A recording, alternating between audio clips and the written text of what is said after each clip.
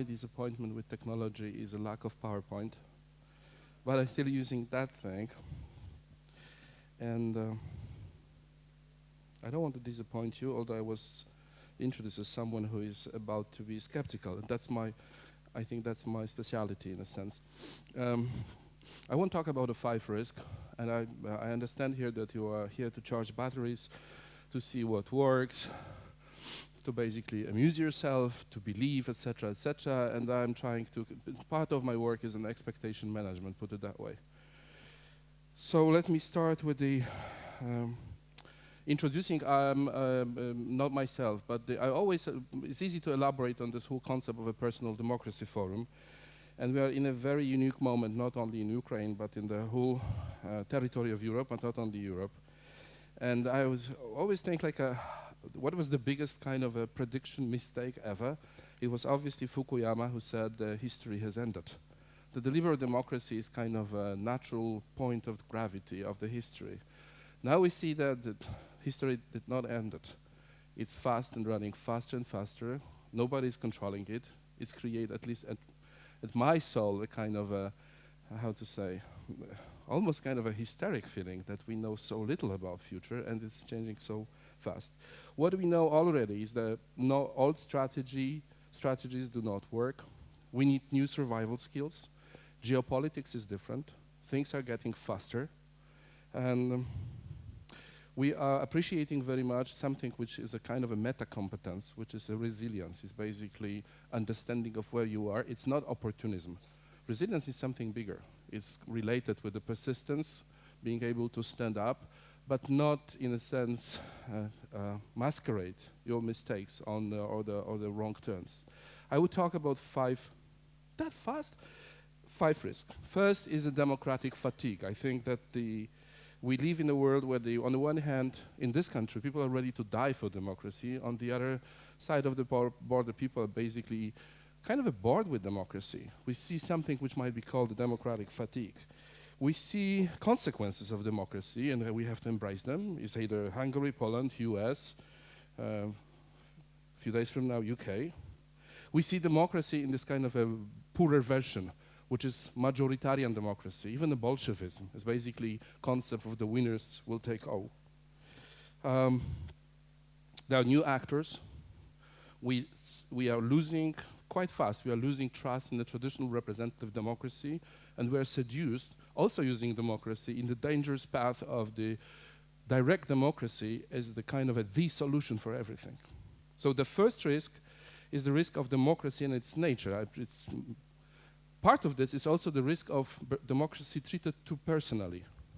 And as I treat it as an personal democracy, you can say that one problem of democracy is very often it's too personal. It's individual, it's egoistic, it's narcissistic, it's about demands. It's very much about the distribution, not contribution. It's aggregative, basically you calculate and you think the mathematics will do the rest in terms who is right, who is wrong. It's very also based on the tribalism. It's not so much based on the solidarism, if you like. It's very much about me. And that meaning of a too-personal democracy is a recipe for catastrophe, in a sense. Because on the other hand, it's create a kind of a responsive, opportunistic politics. Democracy has its own internal destruction gene, if you like. It's very, we treat it as obvious. It's not. It's not. And there is once I used that thing, I like the Plato thing on the democracy. And Plato was not a big fan of democracy. He introduced, but he was in this kind of a conversation, and he's saying, basically mocking democracy in one of those kind of a walking conversation. Democracy is a basically situation where cosmetics is more important than gymnastics. From that point of view, as there are some people who are the public figures also, it's so hard to win an election by saying what people should hear, as opposed to speaking of people want to hear.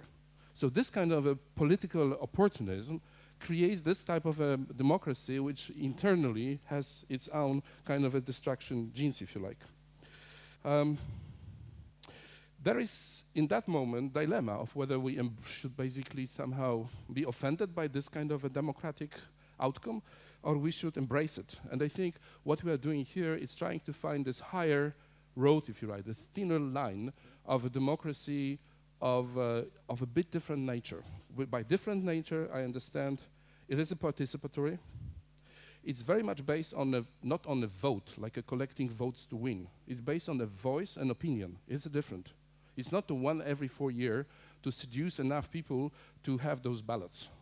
It's about the kind of it's kind of a continuity, as opposed to kind of a casino type kind of a investment. It's not aggregative, it's deliberative, in a sense that we are not thinking that our initial moral instinct of what is a public good is enough. Maybe in market, but also there are some skeptics about it, this kind of a beautiful self-controlling mechanism of everybody running for its own purpose, for its own profit, not harming others, it's enough to create a self-balancing market. Public goods do not automatically appear as a collective outcome of individual or group egoism. It doesn't work that way. It's a whole question about whether we are more liberal or Republican. I'm very much advancing in the direction of the more communitarian model, and it's very useful, especially for cities, where people are actually debating what is needed for the city. It's always a kind of a contract. It has a very strong stress not only on rights, but also on obligation. And if there is a kind of a hope for democracy, it has to be tried to find, not trying to also to say that representative democracy is wrong or the direct democracy is wrong, but try to take this more kind of ambitious way to save it.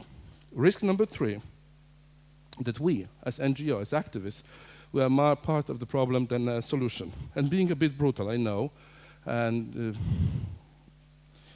I think that, and I'm in this business for many, many years, probably more than 25, that is a risk of, there's a kind of a most cruel kind of a bottom line of what happened in Central Eastern Europe was, we were hoping for civil society and we have NGOs, You know what I'm saying? It's that it's not, we obviously are self-interested to say that it's almost the same, but it's not. But it's not. So we are risking ourselves to live in a kind of a small enclave, being a childish, a bit naive, seduced to toys, a bit cynical. We feel this moral supremacy of a government. We always say that we are part of our relation with the state, and this is the most complicated thing, is based on a mistrust. We think our civic duty means that first of all, we should control, trust and control. That's the very important category. But also, Plato also in his kind of idea, he said, and his idea of what should be a kind of a perfect kind of a setting, it's not democratic. He has the special figure of guardians, and it is very important because fundamental question was who will be the guardian of guardians? And I think a lot of people here on this room are people who self-nominated themselves as guardians. And the question is how strong is a mechanism of guardians to guardians? And I think it's a very, very important question. Basically, in that part of the world, you have this kind of a tendency to understand relation between the civil society and the state as a zero-sum game. And we are living, at least in Poland, like I say, in this kind of a spiral, death kind of a, how to say, korkociąg, whatever. You have this, with this, that's going down and down, of mutual mistrust, state and the citizens. Unfortunately, we need each other. And there's a minimum trust element needed to basically trying to help each other. We cannot do it individualistically, if you like. Risk 4. It, in terms of the governance, is a trying old trick, so to speak.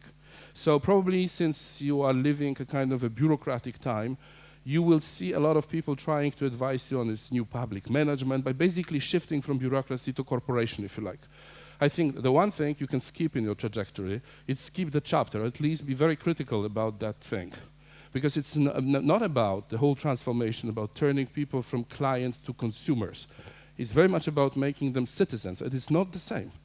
And hopefully, I mean, in Poland we lost, I think, like 10 years at least, in that kind of over-promoting a kind of a new public managerialism, if you like, as a main paradigm of the governance.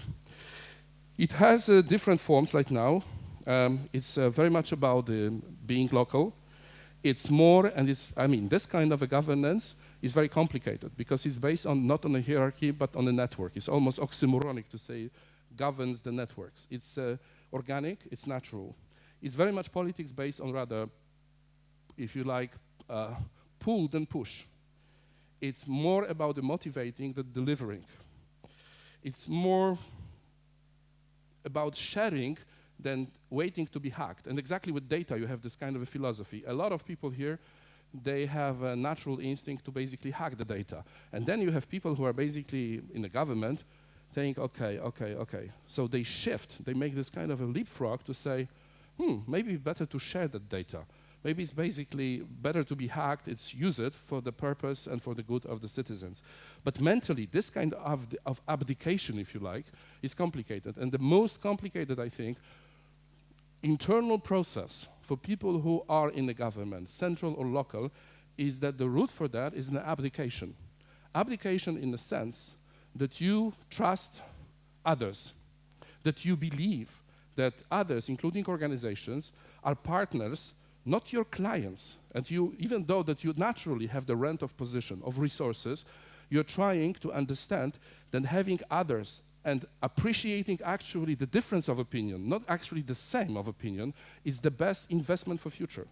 Because that kind of living, if you like, diversified network of people, self-control mechanism, internal, if you like, immunology of the bad government is important thing. And I think for government is a complicated thing to understand this kind of a moral aikido to say that asking people, it's not the proof of being weak. Asking people for solution. Many people all over the world in government, asking people means like, it's kind of a conspiracy against me. I should know. Very often, we don't know. And it's nothing wrong about it, because the problems we have in front of us, so-called wicked problems, all strategies don't work. We don't know. They don't have optimal solutions. History will not say nothing about how they will be solved in the future. So in this kind of collective effort, but mentally to say that asking, admitting that you are insufficient, it's a proof of being strong, mentally for government is very, very complicated. Risk 5 is technology. This kind of a toyism, I would put it, toys and gadget. I can talk for hours about how it's worked. I've made even days, since 1990 something. First NGO database, first cloud for NGOs. In 1994, Clone started something called Bees for Beehive, which was basically the cloud for NGOs to run their web pages, etc. Vote Smart, Right to Know, Volunteer Match, Fix My Street, Portal of Public Consultation, Moja Police, Our Cash, which basically provide information about the spending, and apps for Warsaw, which will be probably illustrated here. I've been there, and I know how powerful they might be, but also how limited they also might be in terms of the resources committed vis-a-vis outcome. They are good sides of technology. Would you add me 3 minutes? Obviously, they create new actors, new heroes, new models of power, which is more about uploading than downloading. It's much more open for the kind of a collective intelligence as opposed to individual. It's created new models of self-organization, actually being very risky for non-profit organization, because it naturally, 20 years ago, associations, those type of the institutions, have a monopoly to attract people who have the same feelings, passions. Now, in an instance of seconds, you can find people without creating any intermediary organization. It has also, obviously, the other poor side, if you like, but there is obviously the kind of trigger of self-organizing is accessible for everyone.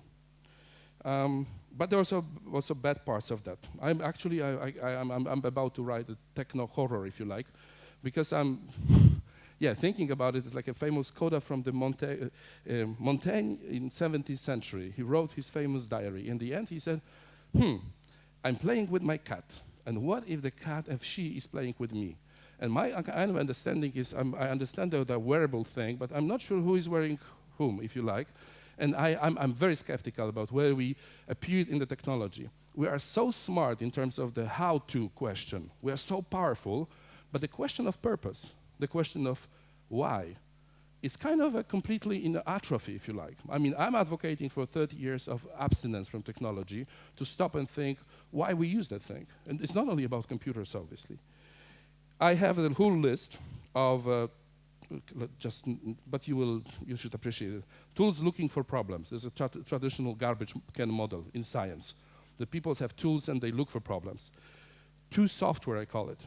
too much data, hypertrophy of data. I mean, there will be a lot. I myself have a big appetite for data, but data itself, it's just data. I mean, it's not enough, definitely.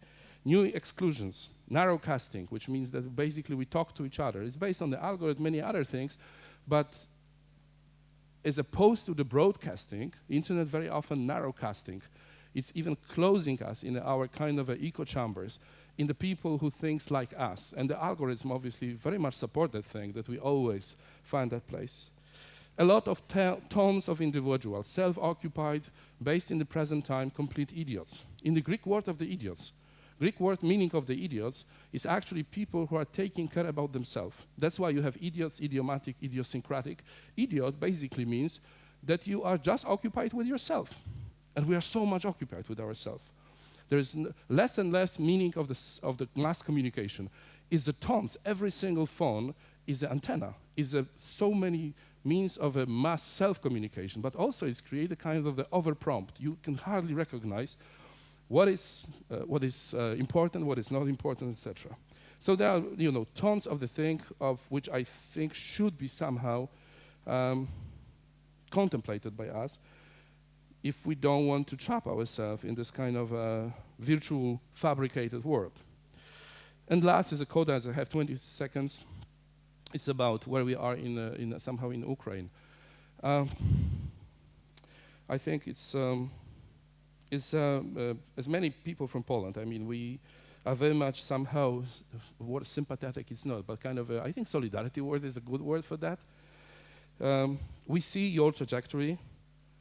And sometimes I thought, just basically for me, as being at that age, going to Ukraine these days, is like a time travel going back to Poland. But more and more I think about the whole transitology. I think every trajectory is completely idiomatic. That's a good news for you. It's idiomatic. It's not linear. I mean, I was, a year ago, I would use the Dahrendorf famous saying, I called it 6660, which means Dahrendorf, in 1989, he wrote about the changes in that part of the world, in Central Eastern Europe. You need 6 months to reestablish institutional order in terms of the laws, free elections, freedom of association, blah, blah, blah. You need 6 years to revigorate market and 60 years to rebuild the civil society. But the promise was that the time is working for us. Now you see it's not. It's not linear. It has shifts back. It has 2 steps back. So, I mean, it's just waiting. It's not enough. That's what I'm trying to say. And one of confusion. We met a year ago with, in Warsaw with Oleg and others. And it was like, I was proud that day to say, okay, maybe you have a tough time, but it's enough to say to wait 25 years and we'll be in the same moment. I'm not sure so much that is the case.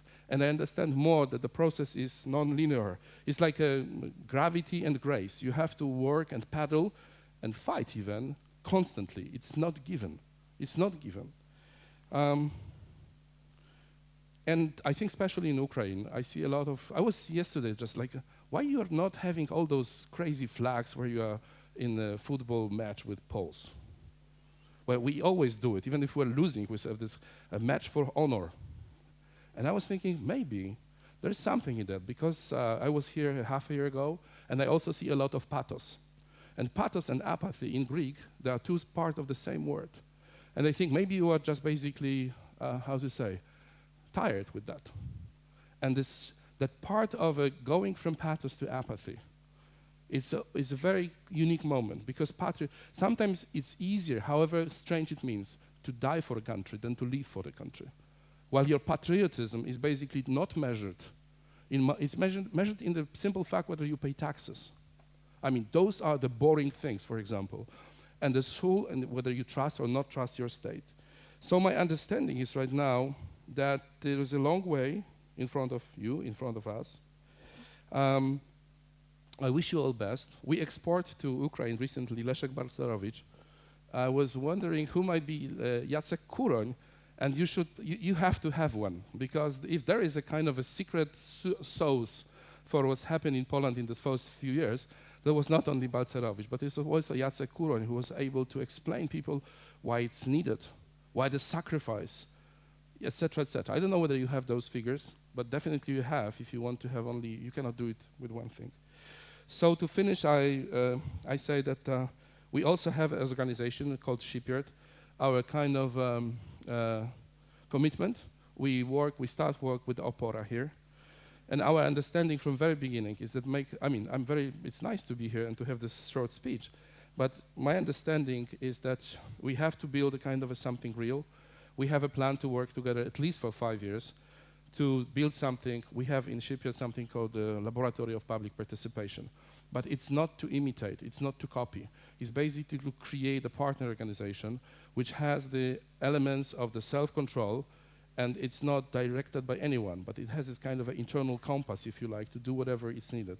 And I will happily in these years believe that we exchange happily the small surplus of experience and skills with your courage and your passion to do things. Thank you very much. Applause to Kuba. And Kuba, still a short question to you. So, in the long run, what gives you hope? My kids, obviously. No, this trouble me. It gives me hope. You know, because I don't want to trap myself in the religious and philosophy, but basically my understanding and my kind of a moral compass is either you can take it from the mystic or the Albert Camus, which said basically that the easiest answer is to say that there is no other way. I mean, even if you is a kind of a tragic, but you have no other choice than try, in a sense. There's the other way, I think it belongs to St. Augustine, I think. He said, know that nothing depends on you, but act as if everything will depend on you. I mean, English is rusty, but you understand that it's a mix of being committed and at the same moment being very modest about how much you can achieve. I think it's the recipe for people like you guys. The good one. Kuba Wygnański, the Shipyards Poland, the Unit for Social Innovation and Research.